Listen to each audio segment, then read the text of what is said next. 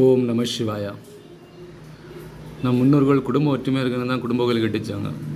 அப்போது அந்த பழைய கோயில் என்ன பண்ணலாம், இடிச்சிட்டு புது கோயிலாக மாற்றிருக்கலாம். புது கோயிலாக மாற்றும்போது பலவிதமான புதுப்பொருள். ஒருத்தவங்க என்ன பண்ணுறாங்கன்னா, நிறைய விளக்குகள் வாங்கிக்கிறாங்க. ஒருத்தவங்க வந்து சிலை ஸ்பான்சர் பண்ணுறாங்க. ஒருத்தவங்க வந்து அந்த சாமிக்கு தேவையான இது நொம்பு எல்லாம் ஸ்பான்சர் பண்ணுறாங்க. ஒருத்தங்க ஒயரிங் ஸ்பான்சர் பண்ணுறாங்க. ஒருத்தர் குடும்பத்தில் வந்து ஒருத்தரும் ஒரு இது ஸ்பான்சர் பண்ணுறாங்க. அப்படி பண்ணும்போது கும்பாபிஷேகம் நடந்து முடிஞ்சாச்சு.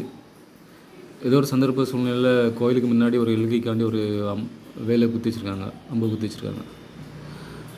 இதில் ஒரு அம்பும் குத்தி வச்சுருக்காங்க. அப்போ அந்த அம்பு குத்து செயலோடி பார்த்திங்கன்னா, அந்த குடும்பத்தில் உள்ள கோயிலோட சொத்து தான் ஃபுல்லாக இருக்குது. அப்போ அதில் ஒருத்தவங்களோட பங்கு அதில் இருக்குது. அப்போ ஒரு வண்டி போனோம் அப்படின்னா ஏதோ ஒரு சுச்சுவேஷனுக்கு என்ன பண்ண வேண்டியிருக்கு, அந்த அம்பை பிடுங்கினா தான் அந்த வழியாக போக முடியும். அப்போது எல்கைக்காக தானே வச்சுருக்காங்க, ஒரு இரும்பு அம்பு தான்.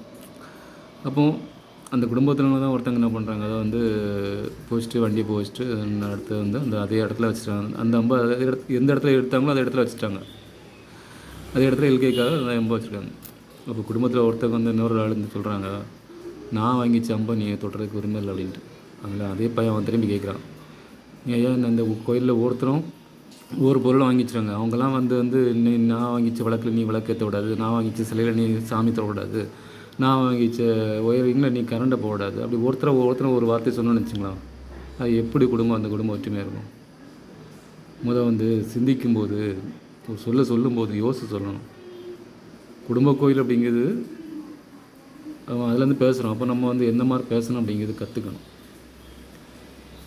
அதெல்லாம் இந்த மாதிரிலாம் பேசாமல் குடும்ப ஒற்றுமை அப்படிங்கிற எண்ணத்தோடு இருந்தால் யாருமே எதுவும் சொல்ல முடியாது. நல்ல புத்தியோடு எல்லா குடும்ப கோயில் வச்சு நடத்துகிறவங்க அந்த மாதிரி ஒற்றுமையாக இருந்து பழகுங்க.